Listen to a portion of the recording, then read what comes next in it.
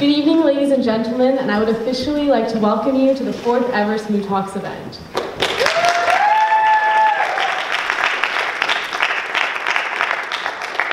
This event was inspired by the TED Talk event, and tonight we will be having 4 student speakers as well as 2 keynote speakers whom are benevolent members of our community.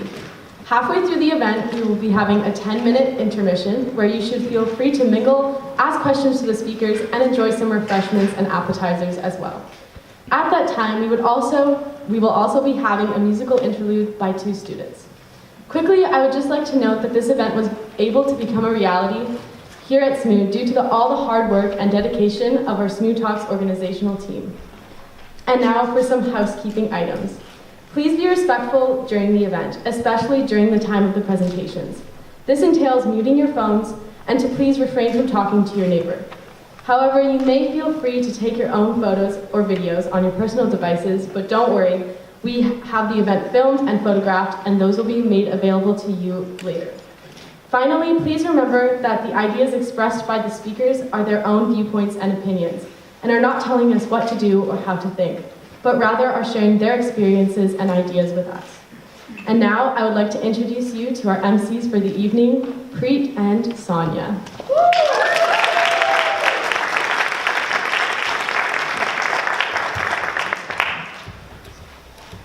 Thank you so much, Tessa, for that wonderful introduction. Hi everyone, my name is Preet. And my name is Sonia, and we're so excited to present to you Lessons from the Past. Our goal is to look at questions like, how did we get to where we are? And who helped us get here? Examining our past can transform our future. So let us get started.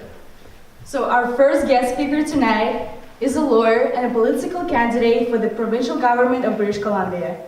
As well, she's a volunteer debate coach at GNS and is currently on the board of Power to Be, a nonprofit organization that empowers people to explore their abilities through inclusive nature adventures. Please welcome Alex Dutton.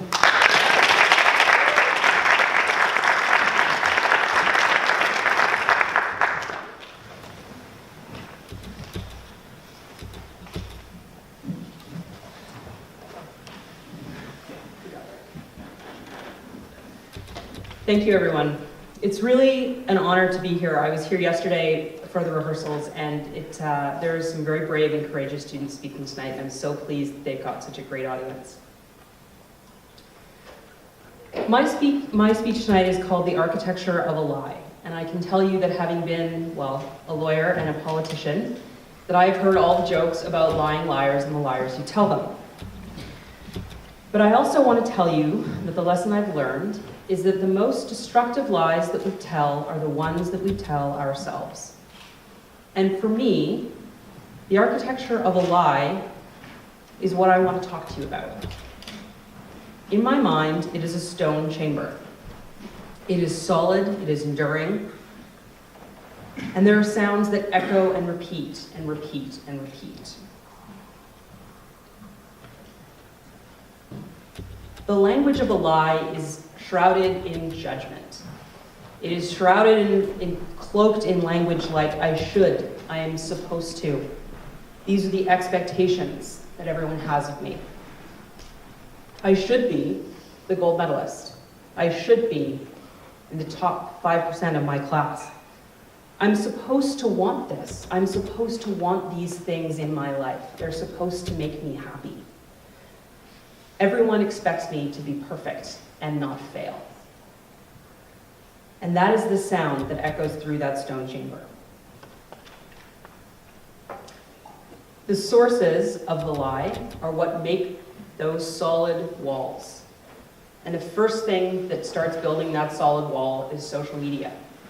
Social media is this great illusion that we control, and we pick the people that we compare ourselves to. And so somehow we convince ourselves that we are empowered. And yet what's actually happening, and what studies are now showing, is that it's making us feel worse and worse.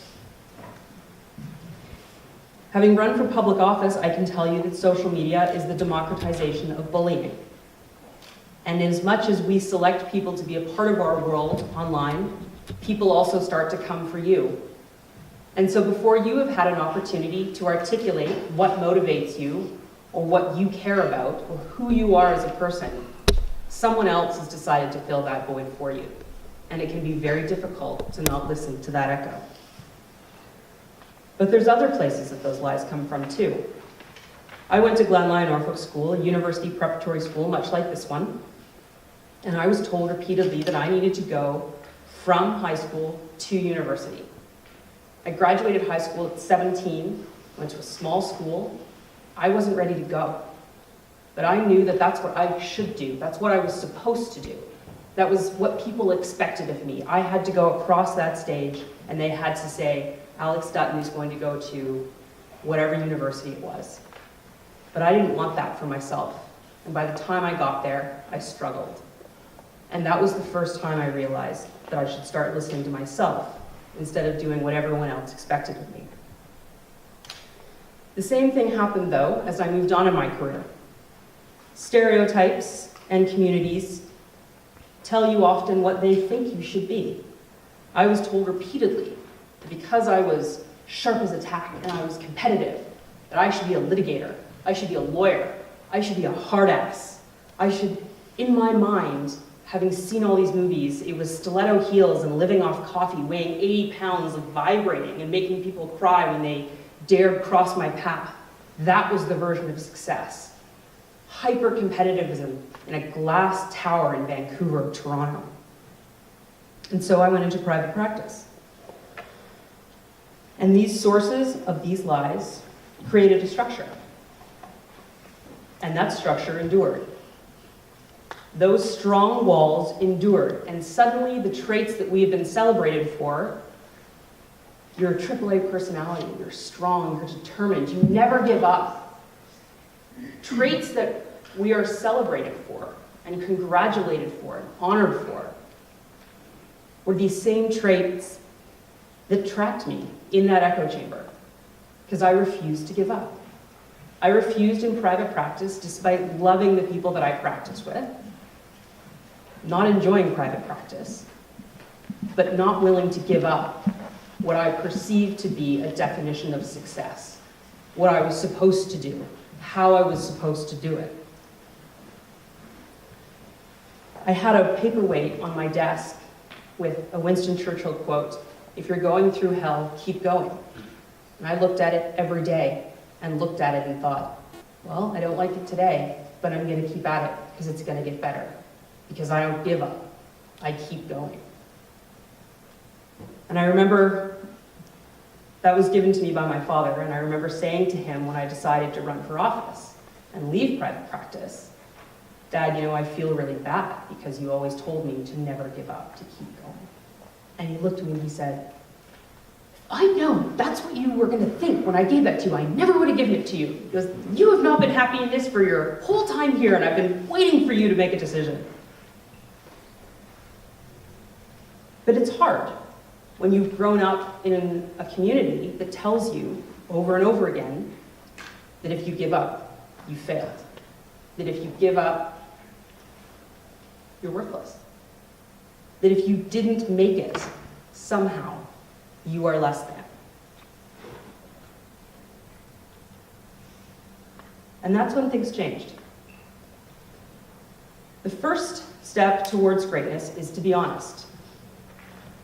And I can tell you that deciding to run for office was both the hardest and the easiest decision I've ever made. It was the hardest decision because I knew that I was leaving a successful private litigation practice, which was a definition of success. I was doing it to run against the leader of a party who had a very strong reputation in the community.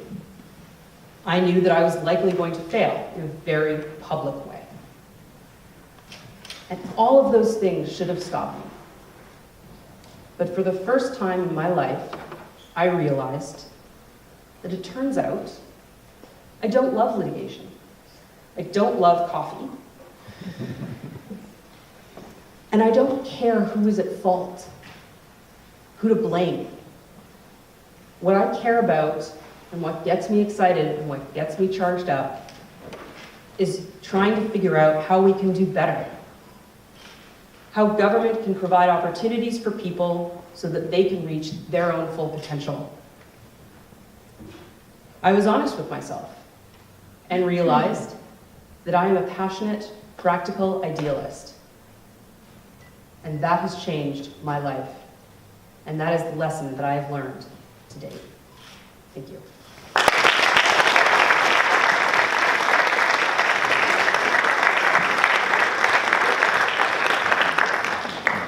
Thank you so much, Ms. Dutton. On behalf of SMUS Talks team, we would like to present to you with this little gift of appreciation. Thank you so much.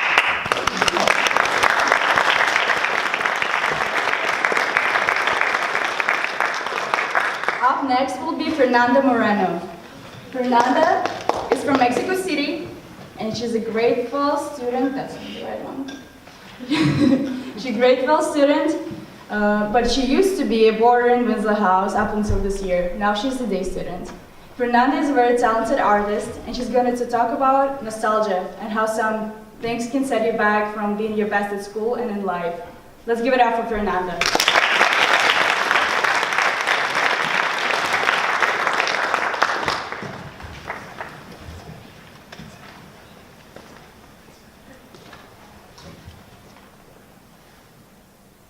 So, hello, my name is Fernanda Moreno, and I'm going to talk about this concept from my experience. So, there is a saying that says that the grass is always greener on the other side of the fence. Nostalgia is quite like this, but with a twist. It will always seem like the grass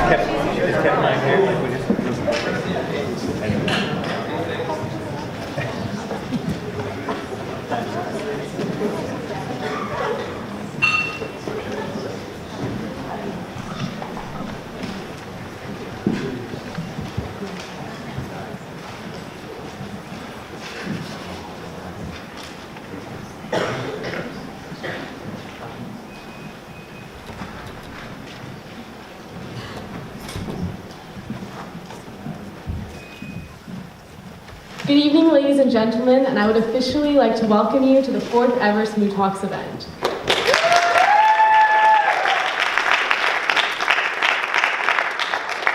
This event was inspired by the TED Talk event, and tonight we will be having 4 student speakers as well as 2 keynote speakers whom are benevolent members of our community. Halfway through the event, we will be having a 10-minute intermission where you should feel free to mingle, ask questions to the speakers, and enjoy some refreshments and appetizers as well. At that time, we will also be having a musical interlude by 2 students. Quickly, I would just like to note that this event was able to become a reality here at SMU due to all the hard work and dedication of our SMUS Talks organizational team. And now for some housekeeping items. Please be respectful during the event, especially during the time of the presentations. This entails muting your phones and to please refrain from talking to your neighbor. However, you may feel free to take your own photos or videos on your personal devices, but don't worry, we have the event filmed and photographed, and those will be made available to you later. Finally, please remember that the ideas expressed by the speakers are their own viewpoints and opinions, and are not telling us what to do or how to think, but rather are sharing their experiences and ideas with us. And now, I would like to introduce you to our MCs for the evening, Preet and Sonia.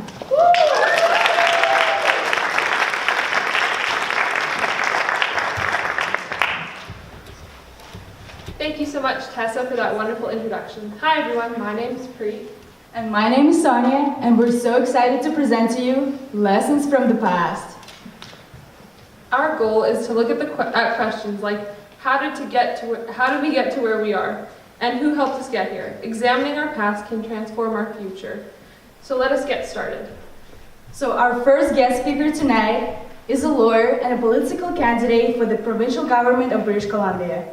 As well, she's a volunteer debate coach at GNS and is currently on the board of Power to Be, a nonprofit organization that empowers people to explore their abilities through inclusive nature adventures. Please welcome Alex Dutton.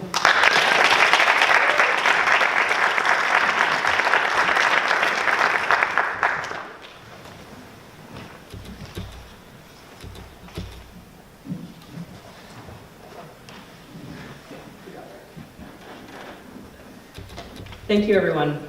It's really an honor to be here. I was here yesterday for the rehearsals, and there's some very brave and courageous students speaking tonight, and I'm so pleased that they've got such a great audience. My speech tonight is called The Architecture of a Lie, and I can tell you that having been, well, a lawyer and a politician, that I've heard all the jokes about lying liars and the liars who tell them. But I also want to tell you that the lesson I've learned is that the most destructive lies that we tell are the ones that we tell ourselves. And for me, the architecture of a lie is what I want to talk to you about. In my mind, it is a stone chamber. It is solid, it is enduring, and there are sounds that echo and repeat and repeat and repeat. The language of a lie is shrouded in judgment. It is shrouded in cloaked in language like I should, I am supposed to. These are the expectations that everyone has of me. I should be the gold medalist. I should be in the top 5% of my class. I'm supposed to want this. I'm supposed to want these things in my life. They're supposed to make me happy. Everyone expects me to be perfect and not fail. And that is the sound that echoes through that stone chamber. The sources of the lie are what make those solid walls. And the first thing that starts building that solid wall is social media. Social media is this great illusion that we control, and we pick the people that we compare ourselves to. And so somehow we convince ourselves that we are empowered. And yet what's actually happening, and what studies are now showing, is that it's making us feel worse and worse. Having run for public office, I can tell you that social media is the democratization of bullying. And as much as we select people to be a part of our world online, people also start to come for you. And so before you have had an opportunity to articulate what motivates you, or what you care about, or who you are as a person, someone else has decided to fill that void for you. And it can be very difficult to not listen to that echo. But there's other places that those lies come from too. I went to Glenlyon Norfolk School, a university preparatory school, much like this one. And I was told repeatedly that I needed to go from high school to university. I graduated high school at 17, went to a small school. I wasn't ready to go. But I knew that that's what I should do. That's what I was supposed to do. That was what people expected of me. I had to go across that stage, and they had to say, Alex Dutton is going to go to whatever university it was. But I didn't want that for myself. And by the time I got there, I struggled. And that was the first time I realized that I should start listening to myself instead of doing what everyone else expected of me. The same thing happened, though, as I moved on in my career. Stereotypes and communities tell you often what they think you should be. I was told repeatedly that because I was sharp as a tack and I was competitive, that I should be a litigator, I should be a lawyer, I should be a hard ass. I should, in my mind, having seen all these movies, it was stiletto heels and living off coffee, weighing 80 pounds of vibrating and making people cry when they dared cross my path. That was the version of success. Hyper-competitivism in a glass tower in Vancouver or Toronto. And so I went into private practice. And these sources of these lies created a structure. And that structure endured. Those strong walls endured, and suddenly the traits that we have been celebrated for, you're a AAA personality, you're strong, you're determined, you never give up. Traits that we are celebrated for, and congratulated for, and honored for, were these same traits that trapped me in that echo chamber, because I refused to give up. I refused in private practice, despite loving the people that I practice with, not enjoying private practice, but not willing to give up what I perceived to be a definition of success, what I was supposed to do, how I was supposed to do it. I had a paperweight on my desk with a Winston Churchill quote, If you're going through hell, keep going.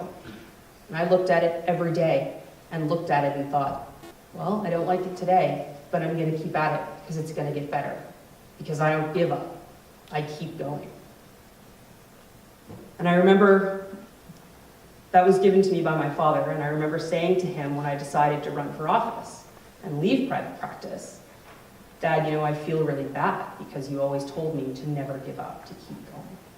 And he looked at me and he said, if I'd known that's what you were going to think when I gave that to you, I never would have given it to you. He goes, you have not been happy in this for your whole time here, and I've been waiting for you to make a decision. But it's hard when you've grown up in a community that tells you over and over again that if you give up, you failed. That if you give up, you're worthless. That if you didn't make it, somehow, you are less than. And that's when things changed. The first step towards greatness is to be honest. And I can tell you that deciding to run for office was both the hardest and the easiest decision I've ever made. It was the hardest decision because I knew that I was leaving a successful private litigation practice, which was a definition of success. I was doing it to run against the leader of a party who had a very strong reputation in the community. I knew that I was likely going to fail in a very public way. And all of those things should have stopped me. But for the first time in my life, I realized that it turns out I don't love litigation. I don't love coffee. And I don't care who is at fault, who to blame. What I care about and what gets me excited and what gets me charged up is trying to figure out how we can do better. How government can provide opportunities for people so that they can reach their own full potential. I was honest with myself and realized that I am a passionate, practical idealist. And that has changed my life. And that is the lesson that I have learned to date. Thank you.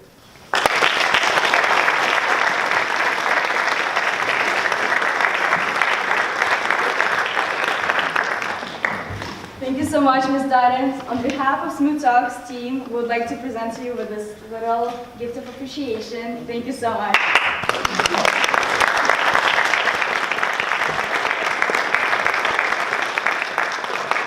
Up next will be Fernanda Moreno. Fernanda is from Mexico City, and she's a grateful student. That's the right one. She's a grateful student. But she used to be a boarder in Winslow House up until this year. Now she's a day student. Fernanda is a very talented artist, and she's going to talk about nostalgia and how some things can set you back from being your best at school and in life. Let's give it up for Fernanda.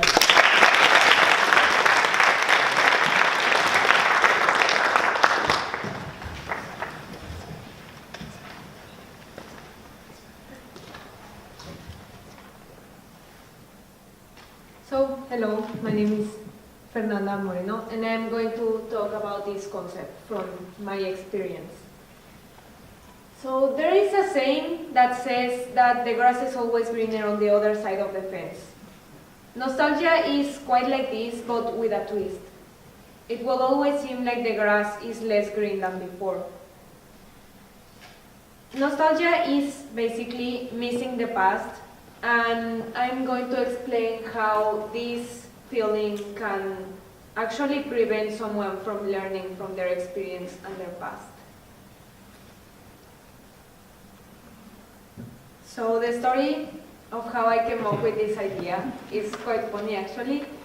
When I got the email announcing that the theme for the next SMUS Talks event was going to be lessons from the past, my first reaction was, ha! Yes! That's easy! But then I started thinking of what I was going to talk about, and what I came up with was, oh crap. For a moment, I was sure that this time I would definitely have something to talk about from my past, but after looking back and double analyzing every year, I just couldn't come up with anything that would be worth writing a whole speech for. This was frustrating because it got me to think, oh my god, I haven't learned anything since I came here. Did I grow at all? Did I? I don't know, but then an idea came into my mind and I considered this reason. Maybe I can't think of any outstanding lessons to share because now that I've noticed, these last years I've been letting time and so many experiences pass by and ignoring them that I feel like I don't get to learn enough from them.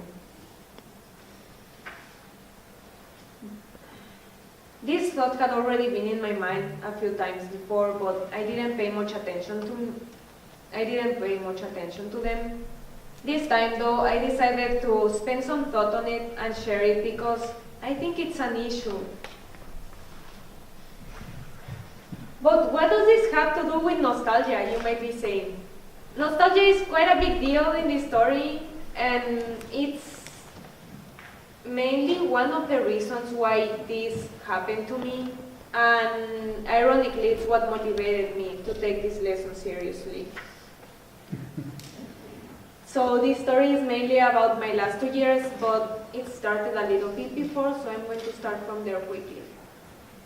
When I got to middle school, I had just come out of probably the most toxic environment that I've ever been in, which was my elementary school.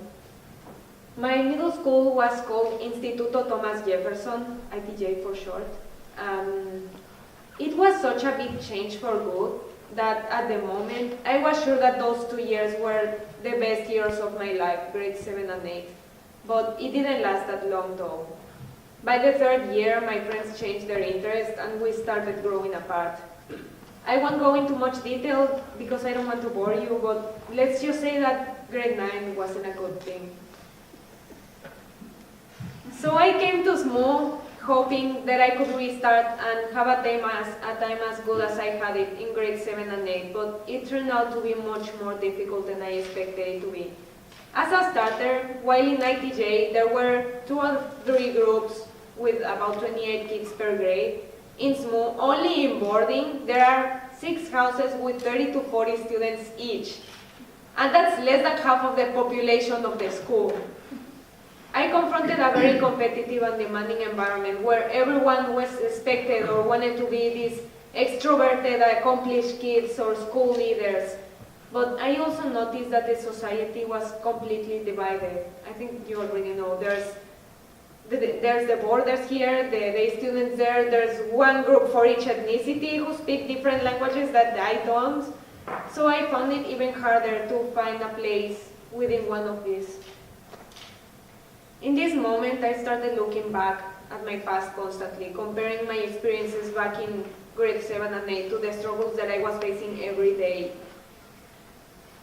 Suddenly, I found myself missing everything about my middle school. Being with my friends every single class, how the kids in the classroom were almost like a clan, and sometimes they would gang up against the other groups. I idealized the good moments from those 2 years, almost forgot about the bad ones in grade 9, and I was seeing the present much harder than it really was. So this is what I meant when I mentioned the grass earlier. And what started as nostalgic feelings, I let it turn into an apathy towards being in the present moment, which was a bad decision. This change was such a shock, and unlike in ITJ, it was so much harder to keep up with the rest of the people that later on I became really scared of confronting failure and embarrassment, and this affected my decisions. And I know it's not like my problems in SMUS were that big of a deal, but the thing is, most of my struggles were with myself, and with my fears and my lack of motivation. About making friends, my mom used to tell me, you have to look for people to make friends and to get closer to them. But what I used to think about that was, what if they don't want to be friends with me? I mean, they already have friends. And I didn't want to seem like a fishman. And there was even a point, I remember, in which I got to think that people had something against me for no apparent reason. And because of this insecurity and these irrational paranoias, I made many stupid decisions which resulted in losing friends and losing opportunities of making friends that would have been amazing. Apart from that, there was the struggle of not knowing whether I was going to stay the next year or not, because I never really knew if I wanted to stay. And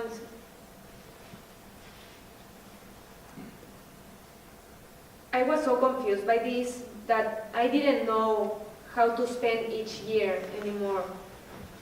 So I thought, what's the point of getting involved in the school community if I'm likely not going to stay? So, for example, I signed up for clubs and councils and never showed up. I never took any leadership roles, and I never really got involved in anything until I tried this year. So, last year ended, and during the finals week, I remember I was on duty in my house, and people around were talking about the heads of housing. I don't quite remember the conversation. But a friend suddenly said, "Oh, Fernanda would have been a great head for Winslow." At first I was like, really? Nah. But then it made me think, and I said to myself, man, I really could have been someone here, not necessarily the head of house, if I had actually tried. This is the moment when I started considering the possibility that maybe I've been doing something wrong. It's shocking to realize that this is the last year of school ever, and I will never be a high school student again, and I will definitely never be a boarder again, not even tomorrow, because I'm not even a boarder this year. It's even more shocking that my experience at SMUS is nearly over, and I'm definitely going to miss it. The beginning of this year, I came back to Winslow to help out the new boarders moving as one of the grade 12s. When I saw the happiness with which my friends and house sisters greeted me, I realized that I was so much more appreciated than I ever thought, and that I had more friends than I took credit for. I realized that in the end, I did have a good time in boarding, including all the mess and the feeling like a misfit part, and I knew that I was going to miss boarding. From this anecdote, I learned 3 things. One is something a friend told me last year, and it's true. The fact that you feel lonely doesn't mean that you really are alone. The second one, I think it's already quite obvious by now. You really do appreciate things once you lose them. And I know it sounds like a cliche, but it's a cliche because it's true. And I know it for experience. And the third one is to enjoy these things while you have them, and to take all the opportunities that you can get that you might lose tomorrow. I want to share this to let you know that you do regret more what you didn't do rather than what you did wrong, and to somehow help others to take out the best of every experience that life offers us, and not close ourselves up whenever we find something difficult. I made myself go through a hard time for 2 years. 2 years that sometimes I feel like I lost, because I let my apathy and my fears and my tiredness stop me from trying harder and from having a better time at SMUS. In the end, as funny as it sounds, I know that 2 years from now, I will be looking back and missing this great experience that I spent with all my friends and classmates and teachers and house parents. And even after this lesson, I will certainly find myself feeling nostalgic about this. The lesson, though, is to let ourselves feel nostalgic, because in the end, this is how we get to remember the good moments from our lives, and in some ways what makes us learn, it's how we learn to appreciate things. But we shouldn't let this nostalgia or fear, or much less laziness, interfere with our present lives, because once you miss something, you can't take it back and you do regret it. There is something another very close friend of mine told me once. I don't remember when, but I think it's wisdom. The could have been doesn't exist. Thank you so much for listening.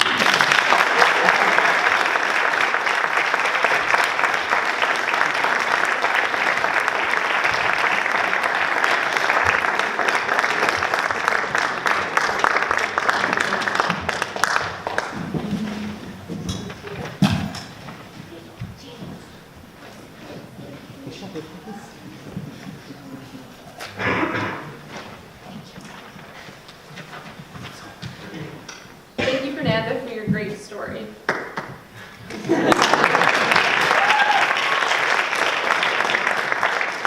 Our next presenter is Jin Wu. Jin is a current student in grade 12 at St. Michael's University School. He was born in Burnaby, Vancouver, and grew up living in Victoria, British Columbia. Finding comfort clarifies popular misconception that people have moving through stages of past and pain, when really one may struggle with many different emotions all at the same time.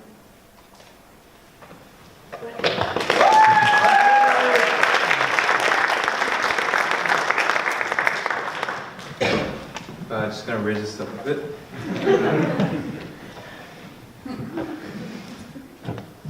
Unfortunately, I'm not gonna be throwing my cue cards around. So, all right.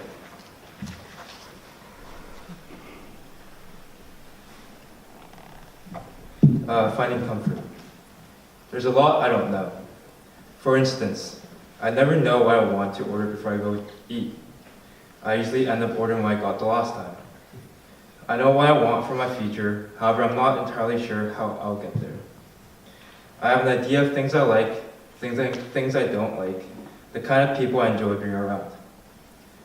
What I didn't know until last year was that I had anxiety and depression. I didn't know there were words for a lot of the things I feel. I'm not even sure if I mean the things I say, or if I'm saying them because they mean something to you. And I'm afraid people do that when they speak to me. Sometimes I'm not sure who I am. But there's this voice in my head, and it causes most of my doubt. It asks me, are you doing this because you're a good person, or because you'll be praised for being a good person? That sticks with me because it questions my own genuinity. Perspective is inescapable. From other eyes, you will only ever be who you are in relation to them. There's a reason it's easy to sing in the shower, while you can only dance in the safety in your room. It's easier to be you when no one is watching. Because when people are watching, they tend to judge. Oftentimes, the fear of judgment causes you to judge yourself. The comfort I find when alone is the same comfort I want when around others. I want to accept everything I am, the things I already love about myself, and the things I'm working on. So I've been trying to figure out how to be me when I go outside. And to do that, I have to first be comfortable in myself. I have to not only spend time by myself, but also with myself, productively. Actively learning self-acceptance, self-love, self-everything.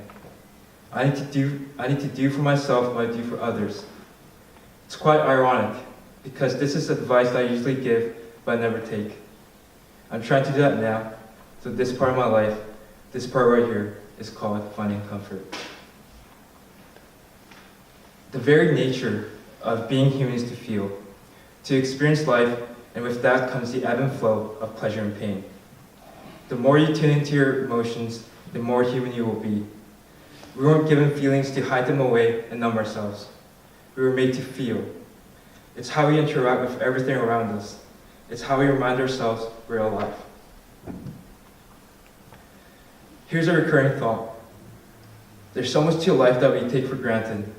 Culture centered around spirituality, the discovery of self, the pursuit of happiness. I'm quite exhausted living where I do, interacting with people who only have this one-dimensional perspective on life. I'm tired of the culture we live in, endorsing and capitalizing off this way of thinking. We are told to make the best of what we have. There is no shortage of money or resources in the world, but there is a surplus of greed. I wonder how I keep getting caught in these loops of depression. I found that it's my environment, an environment that forces me to fit inside a mold I don't belong in, just to survive. It drains my autonomy. I'm tired. But depression isn't sadness, it's exhaustion. There's a lot I'm wrong about, a lot I don't fully understand yet, and that's okay. And if life begins to feel stagnant, all that needs to be done is to look around and change it. Appreciate the now, give yourself a break. In the end, your life will not be defined by the days spent unhappy. You will find yourself reminiscing on instances that gave meaning to your life, so collect these moments. The memories etched into your mind, the nights you knew exactly what it felt like to be not just alive, but living. It's justified to have felt pain, but acknowledge it and then look for the lesson. Too much of any good thing turns into a bad thing. Too much pleasure and it loses its value. Too much useless, unnecessary pain and you're just hurting yourself on purpose. I've been wrong enough times to know when I'm right. I understand that now, so this part of my life, this part right here, is where I finally found comfort.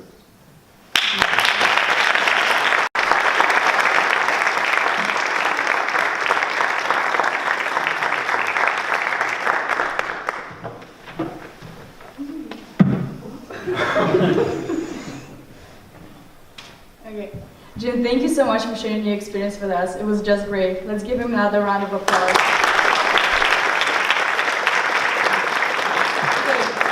Now, thank you to all the speakers that spoke in the first part of the evening, and please enjoy 10 minutes intermission. Welcome back to SMUS Talks. We will begin our second portion of the evening with a story from Colin. Colin is from Thailand and is grade 11 boarder in Simons. When I first met Colin, she was a bit quiet and shy, but within time she has become such a happy and outgoing person. Speaking on behalf of Simon's House, we can say that Colin has a very warm and welcoming presence. She will be speaking about her experience with GAD in New Zealand.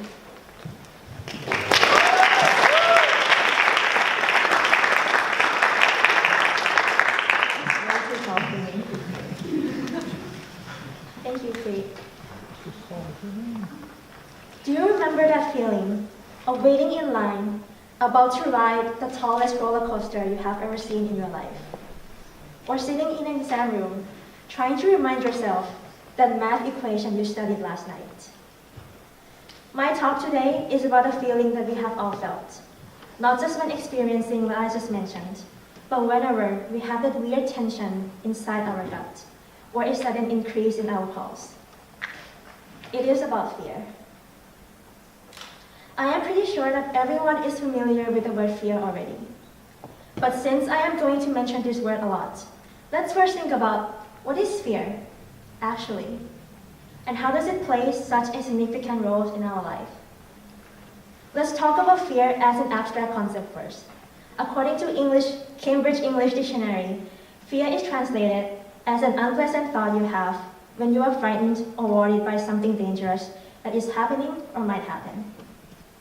But talking about fear through this definition seems to be superficial. As a person who has spent time dealing with this unpleasant thought a lot, I prefer to look at it differently.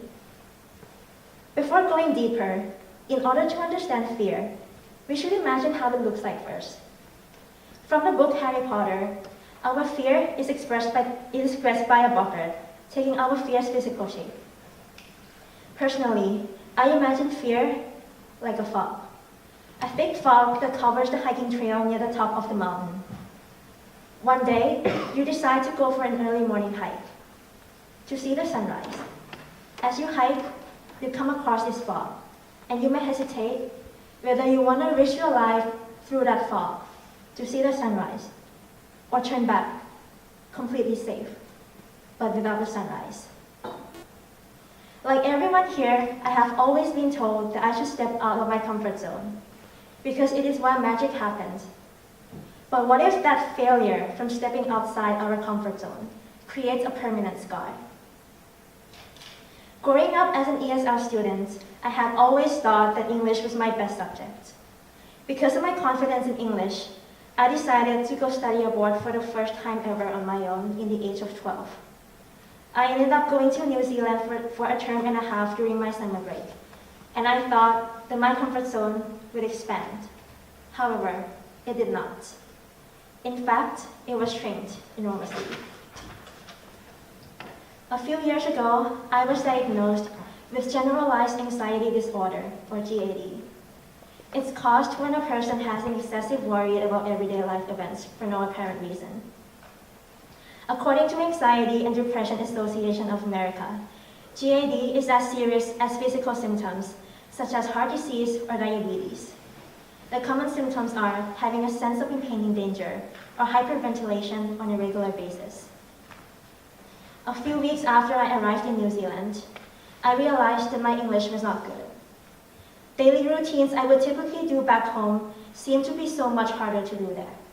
I struggled to ask the waitress for a bill in a restaurant, pressing the stop button on the bus, or walking in the school's hallway. On a day when I had no tests, no homework, or anything to worry about, I would still panic and cry in the fear that something terrible could happen. Basically, I lived in my constant fear, my unpleasant thought. I discovered GAD once I got back home in Thailand. All I could think of at that time was how to revert it back to normal. I started seeing a therapist bi-weekly and taking pills daily. She told me that this could take years to get rid of this hardship, and the symptoms could always return with a worsened condition. As time went on, I started to stay in the comfort of my safe zone. I avoided intimidating problems instead of facing them, as to avoid anxiety. However, it didn't work. Because as a person who used to challenge herself constantly, I from time to time felt guilty that I was not doing my best. I remember one day after a session with my therapist, I came back home and cried because I was so worried that I would never get rid of this fear and my life would never be the same. I reminisced how easy life was before going to New Zealand. But suddenly, I realized that even before I discovered GAD, I faced fear from time to time.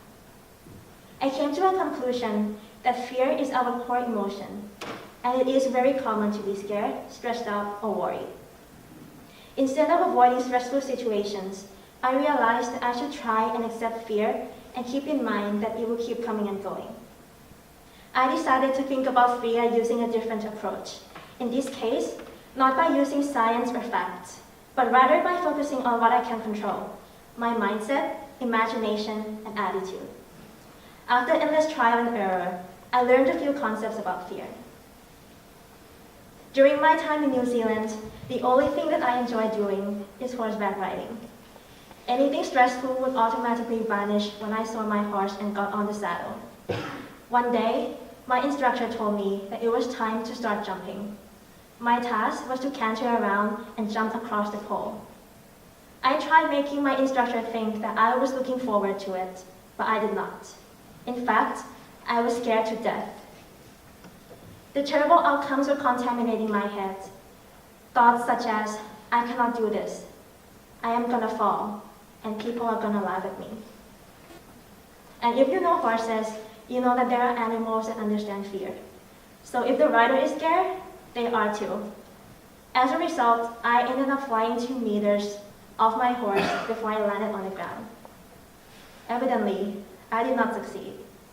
But surprisingly, after that, jumping was not scary anymore. What I'm trying to say is, fear often makes us overthink about the unfortunate result that might happen. But if we stop overthinking and start doing it anyway, we will discover that fear is actually smaller than we thought. Moreover, the day you are ready to do something will never actually come unless you do it anyway. Even if you think you are not ready, keep practicing and make mistakes. Applying this to the analogy of fog I mentioned before, It is true that fog might look somewhat intimidating, but waiting until you are not scared of hiking through that fog, 1, it's not going to make you feel less fearful any faster. 2, would be time wasted that could have been spent on hiking, and most importantly, 3, you wouldn't be able to see the sunrise. Going through that fog, you might slip and have a scar like what I got from going to New Zealand. But trust me, once you see the end result, it will all pay off. And looking back, hiking through that fog might not be as hard as it seemed. Because after all, the actual mass of that fog, that we think it is so thick and scary, is no more than a glass of vaporized water.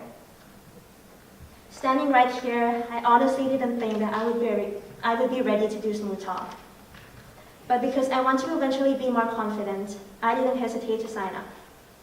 Before coming up here, my heart was beating really fast, and I was so nervous and worried that I would mess up. Until now, I have probably messed up a few times, maybe spoke a little bit unclear. But nothing scary happened. Plus, I am getting used to standing right here and starting to adapt to the feeling of speaking in front of people. Just remind yourself that no matter how hard or intense the scar is, it will heal. The reason I mentioned my GAD is not to make this scary for anyone. Instead, it is to depict that people are not going to succeed every single time. Practice makes perfect, but practice also makes tons of mistakes. It can leave the feelings of fear for years. But without fear, courage wouldn't exist. And courage in this case is when you do something, even you are scared half to death. Having GAD is not the ending to my story. It is the challenge that I overcame. It is a sunrise that is worth watching after a very long hike. Without it, I would never understood the value of accomplishing something, how fear worked, and how to accept it instead of avoiding it. It is what makes standing right here so meaningful. As I reach the end of my speech, I now have stepped past the fog that covers my hiking trail. I am now able to see the sunrise at the top of the mountain. Before I go, I would like to leave you guys with a question, which is, how about you? Can you defeat your own fog? Can you defeat a glass of vaporized water? Thank you for listening.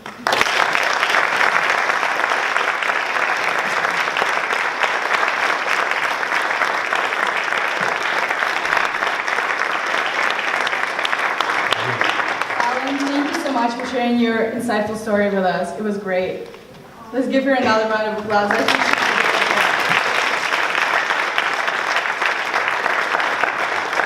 And our next speaker today is Dion Lamb. He's a great fellow boarder in Barnacle House. He also is an avid videographer, creator, and brother. He's going to share his experiences with us after traveling the world with his mother. Let's give it up for Dion.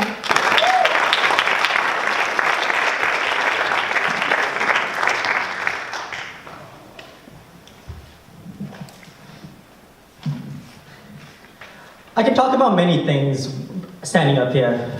There's been so much that's happened to me. But many of those things, they're just experiences. They aren't really lessons that I've learned from. A lesson, I believe, is something that you need to change from, learn something from, something like that to be able to actually call it a lesson. But so among all these experiences I've had, one of my most prominent lessons was when I went traveling the world with my mother. Some of you may know me as a person who's loud. Others may know me as the contrary. I'm Dion Lamb. I've been to over 60 cities and 30 countries by the time I was 13. These are my lessons from the past. Let's start from the beginning. I'm the third and last child in my family. That's me right there in the red and gray. While growing up, my mom was what you would call a workaholic. She loved to work. She worked 16 hours a day on a slow day. And because of that, she never really paid attention to any of my other two siblings while they were growing up. And she realized that she wasn't connected with them. They were pretty much strangers to her. She didn't want the same thing to happen to me, so she wanted to have some sort of bonding experience with me. So the obvious answer was to go traveling with me for 2 years, obviously. I learned two major things when I went traveling. The first thing was bigger value in education, and the second thing was a higher value in money. The first few months, my mom and I were volunteer teaching in Xi'an, China. We taught kids ranging from kindergarten to university. That's me right there. I know it's hard to tell with the shorthand, the classes. But yes, that's me. And it's really weird being a kid, 10 years old, teaching other people my age, some younger, some older, some 10 years older. And the university students, they knew words that I still don't know, but what I had that day was that I knew how to pronounce them. Well, enough, better than they could. So what I learned from teaching in Xi'an is that you don't have to be more qualified than the person that you're teaching to be able to teach them something. I, a 10-year-old, was able to teach university students something new. Oh yeah, I was on the newspaper, by the way. That's a picture of me on the newspaper. The second place I went to was Chiang Mai, Thailand. Here my mom and I taught at an elementary school. That's one of the classrooms we taught at, and yes, that's me. Teaching these kids taught me what it was like to be admired. These kids, I think they felt like they could relate to me since I was around their age, and they were really amazed by the fact, wow, this person who's around our age is teaching us like a teacher. So these kids, they taught me what it was like to be admired. In fact, on our last day, they gave us a bunch of thank you cards, and they ranged from just a general thank you name to, I love you so much, Dion Lamb, I hope you can come back again. I never came back.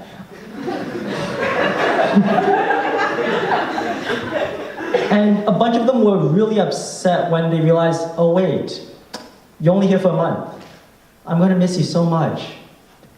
I said that too. I don't feel as much anymore, but I still miss them. This is a teaching certificate that I actually got from doing the volunteer teaching. The last place my mom and I taught at was at New Delhi, India. Here, despite the kids still loving the education, we realized what it was like to work with people who didn't know how to work with us. Our volunteer company that we were working with, they treated us like idiots. They were like, this is the lesson plan, you have no control over it, follow this, this, oh, and don't forget about this. And it was really restraining, and it was still an experience I had that was meaningful, but it would have been better if we had more control over it. And teaching them taught me that sometimes you have to work with people that you don't really want to work with, even though that and because of that, they might have some amount of control, in this case, almost all control, over how you do things, but you still have to deal with it. Now, what did this all teach me about education? Well, first, it taught me that educators do have it rough. There are some people that are easy to teach, some that aren't, and there are people that are easy to work with, and some that are at that volunteer company. So yeah, the second lesson I learned was how to value money. Now, during my time traveling, I had no sense of money. $50 was pretty much infinite money. $10, wow, I can buy 100 pieces of 10-cent candy. Anyways, in addition to learning how to value money, I also learned how to adapt. While traveling with my mom, we lived from both ranges of the spectrum. We had $3 a night rooms, lodging, $500 a night. We had the cheapest food to the most expensive food. We went from 1 week eating with 7 different spoons, I'm still not sure why you need that many spoons, to eating a hamster on a stick. It sounds unappealing, but no, it is unappealing. It's safe to say that I've done a lot while traveling. Adapting is actually a lot easier once you felt many of the extremes, but adapting to adversity is something that came up quite a lot as well. I was hit by 3 bicycles, a car, and a motorcycle during those 2 years traveling. Granted, the car and motorcycle were slowing down and stopped by the time they hit me, but they still hit me. And we also got some incidents with pickpockets, and there was actually one guy who tried to steal a phone out of my hand, like say this is my phone. He tried running past and grabbing it. He didn't succeed. He almost succeeded, but he didn't. And we had the classic problem that all travelers have had. The airplane companies lost their luggage twice. And to get over this, we had to spend time trying to figure out, wow, how are we going to get over this? Then we went to the customer service and said, hey, we need our luggage, please. Eventually, after an hour of complaining to customer service and a few days of waiting, we finally got our luggage. Now, how does this all relate to me learning to value money and adapting?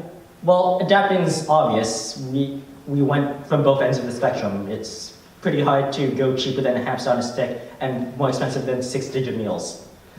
But value money, it's not like I spent any money. I was 11 to 13 years old, and I didn't make any of the money. It's my mom, obviously. I'm just a kid. What am I supposed to do? Well, the second year traveling, my mom decided that it would be nice to have the backpacking experience, because if you add both our ages together and divide it, apparently you get the average backpacking age, go figure. And that was her logic. So we went from 1 year where our budget was more or less non-existent to the next year where we were living off of $5 to $12 a day. Granted, my mom and I were traveling in South America where $5 to $12 can actually get you very far. But it's really weird because I went from saying, hey, can I order this coconut water, to realizing, wow, this coconut water is worth 1/10 of our budget. I know at the beginning of this talk, I said that traveling has taught me 2 things: how to value education and how to value money. And then I added adaptation. But there's one more thing that traveling has taught me.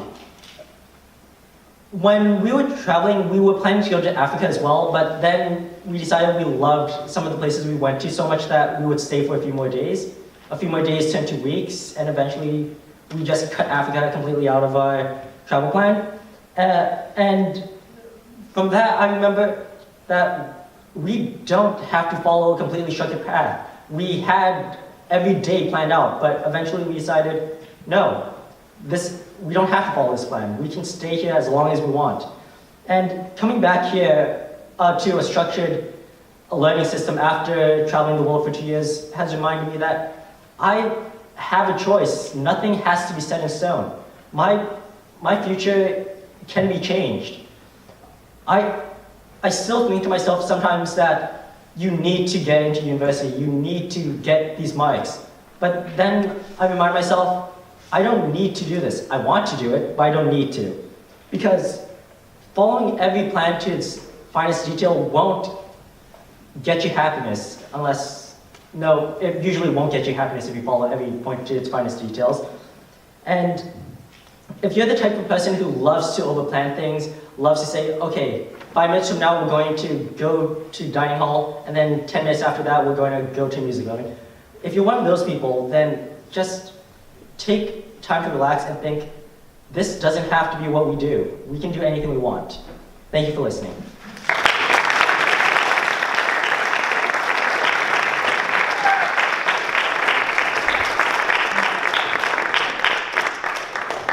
Very well done, Dion. Our last speaker this evening is Keith Halliday, a parent of 2 SMU alumni and 1 current head boy.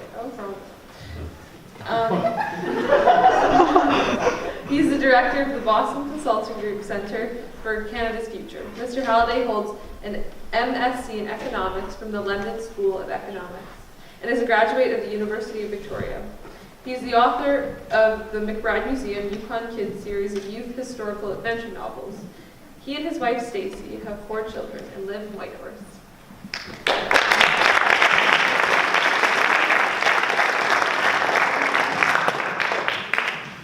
Thank you very much, Preet. I have to say I've been completely blown away tonight by the speakers earlier. I'm just so amazed. When I was in high school, I had the courage to go up on the stage at least once or twice, but I certainly did not have the courage to share so deeply my inner thoughts and some of the challenges. And so, can I just give a special round of applause to everybody?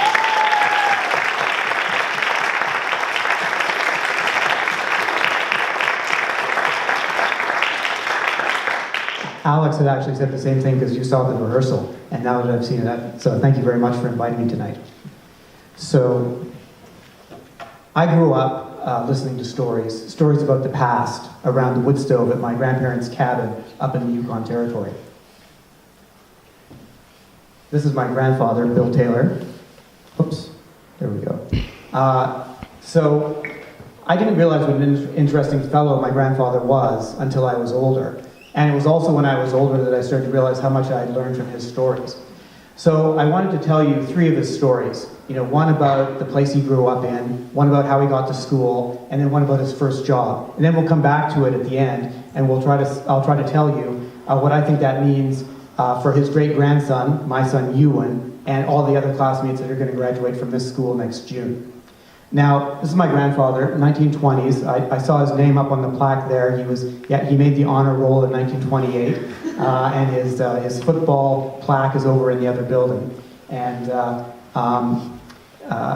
you know, he loved university school. But I think, you know, if you think about the time that he grew up in Canada on the West Coast, in the Yukon and here, you know, it's interesting. He once told me that he was the first guy in the Yukon to have the Canadian ensign flag. And that was the flag that was the red flag with the Union Jack in the corner and the crest before we had the maple leaf. So this would have been about the 1940s. And what it struck me when he said that was if he was the first guy in the Yukon to have that flag in the 1940s, then what was everyone else flying in front of their government buildings and their houses? They were flying the British flag, of course. He was a British subject. He was born a British subject. Everyone around him were British subjects. And Canadian citizenship, that law wasn't passed until after World War II. And of course, for anyone who's been to university school, the memorial on Remembrance Day knows how tight the school's links are to the British Empire and to the background then. You know, more than 100 students of this school gave their lives for king and country, as they called it then. And he was very much in that tradition. In fact, the school at the time was, in essence, a military school. So this is Bill. He's on the back row, second from the left. This is pretty snazzy. If you guys think your uniforms are annoying, check this out. The guys in the front row even have swords. Now, my grandfather didn't have a sword. Maybe he got one in grade 12, we don't know. But, you know, this was an important part of school life.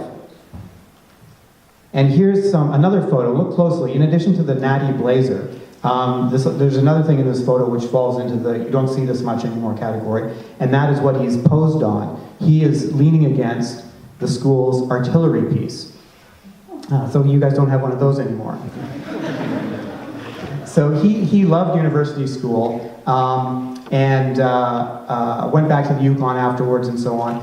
But if you flash forward, if you think about the place he grew up in, if you flash forward to when he's 70 years old and he's retiring, you know, by that point, the British Empire is history. University school itself has been merged into SMUS. We've had 2 different flags. Perhaps maybe the biggest deal of all, there's actually girls at the school. You know, you could almost joke that he was living in a different country than the one that he grew up in. The second story I'd like to tell you is about how he got to school. So he was born in 1909. The car had been invented, but Henry Ford had not yet invented the assembly line. So cars were kind of where autonomous vehicles are now. They were around, but they were kind of futuristic. So how he got to school, and keep in mind also, even if there had been cars, there was no road from the Yukon to southern Canada. Southern Canada was completely cut off from the Yukon at the time.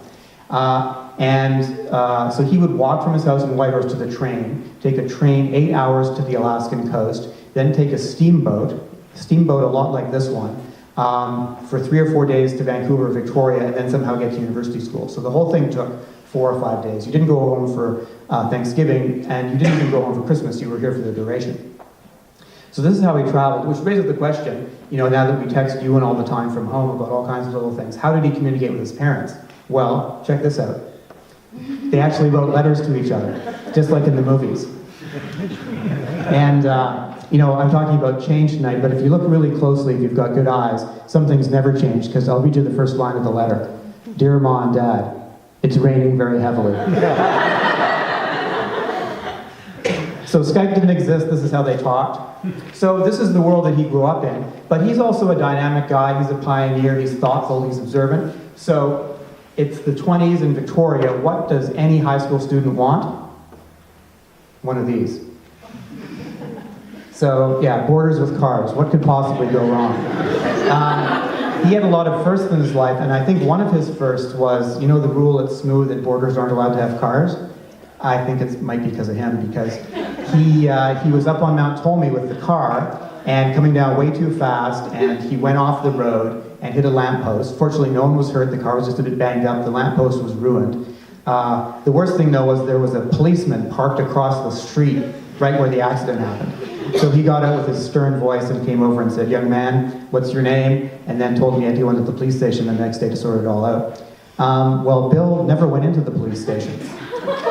We don't know what name he gave, but he was proud of that little trick until the day he died. But anyway, he loved this car. He loved this car. He totally got into cars. They were the fancy new thing. They were the virtual reality of their time. When he graduated from university school, he and his buddy from Calgary, who was at the school, drove to Calgary. And of course, at the time, there was no road from Calgary to Vancouver, so they had to go through Washington State and Spokane. But all of this to say, he totally got into cars and loved it. But again, this is how they're getting along. This car might have gone, 30, 40 miles an hour. By the time he retired, again, fast forward to when he's 70, he was flying in a jet plane to Hawaii just for a week vacation. So that's a huge amount of change in one lifetime.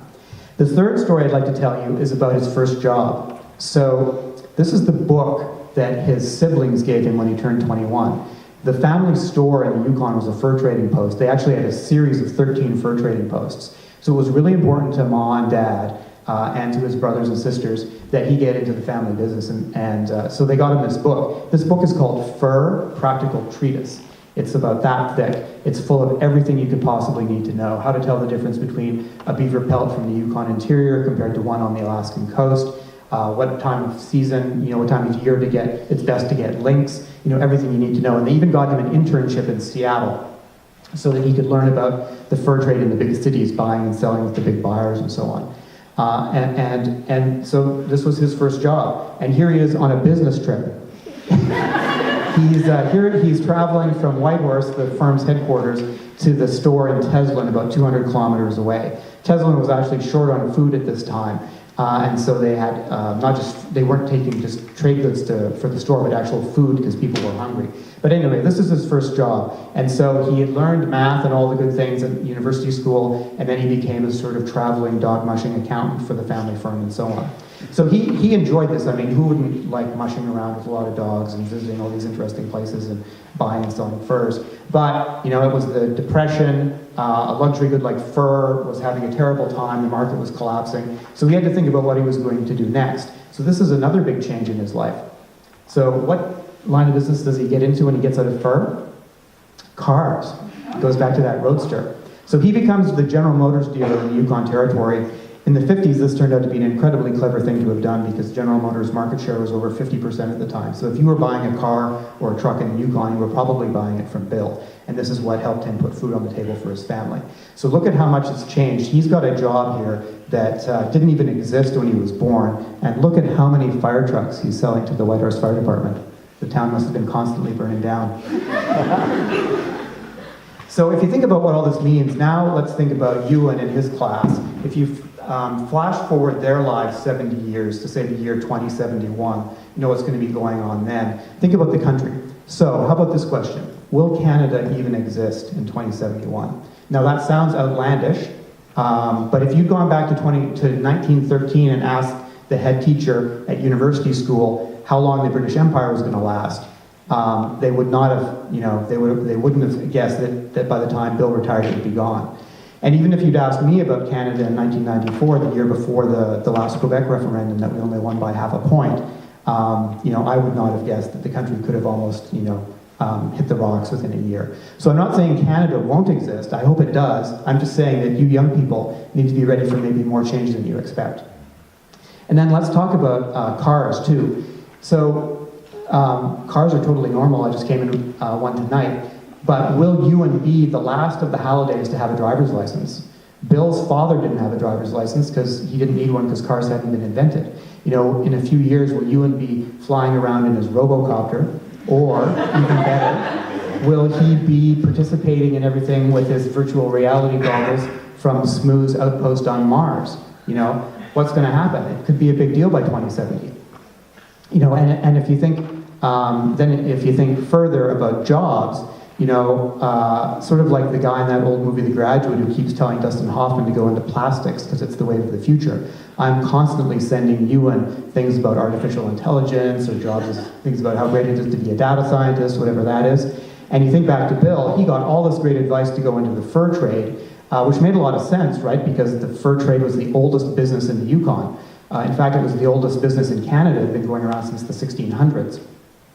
How could Bill have known that it would be his generation when the fur trade collapsed finally and you could hardly make a living?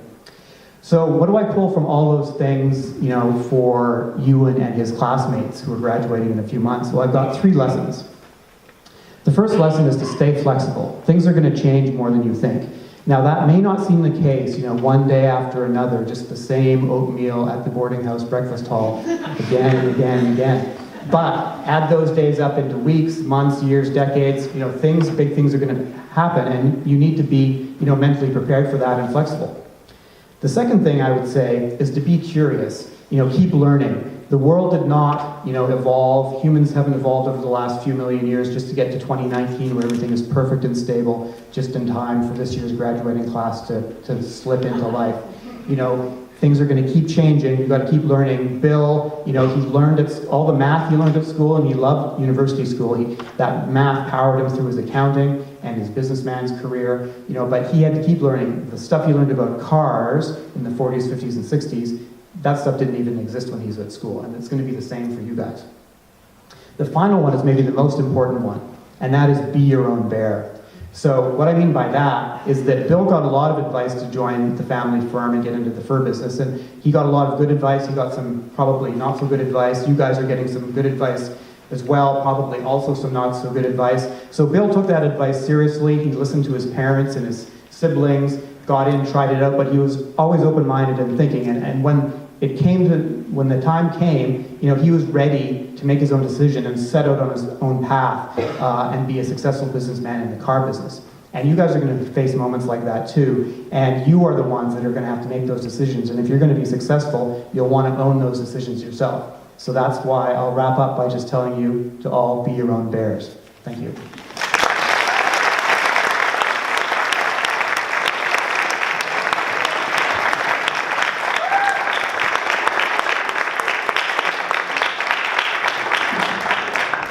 Thank you for that wonderful speech, Mr. Halliday. On behalf of the SMUS Talks team, here's a little gift of appreciation. Thank you, Bree.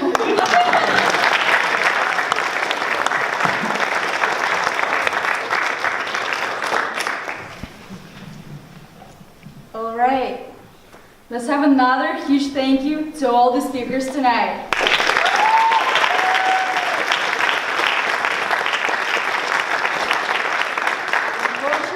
The evening is coming to an end, and Frida and I will love being your MCs this evening, and thank you for being such an amazing audience.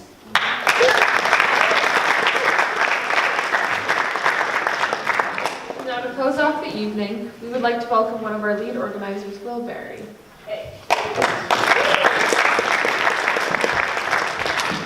Hi guys, I'm Will, as Preet said. So first off, I'd just like to thank our keynote speakers again for bringing their outside perspectives into SMU with such well-developed and fascinating talks. I'm definitely going to be exploring my relationship with honesty and trying to be my own bear in the future. So just one more round of applause for our keynote.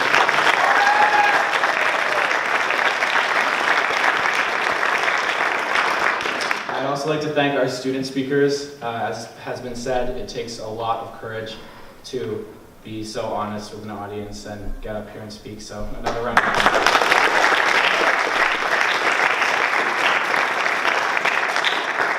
A huge thank you to Mr. Geddes, whose guidance has made it possible to have these evenings happen again and again. And another gigantic thanks to the organization team for creating the poster, organizing the event, and just making all of this possible.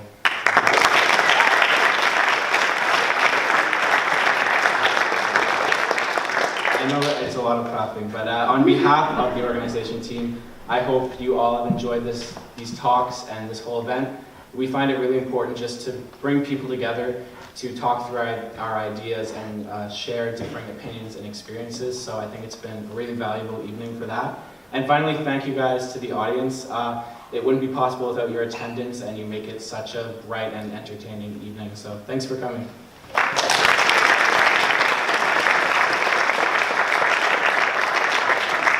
Feel free to stick around and talk to the speakers or get what's left of some of the refreshments. Thanks, guys.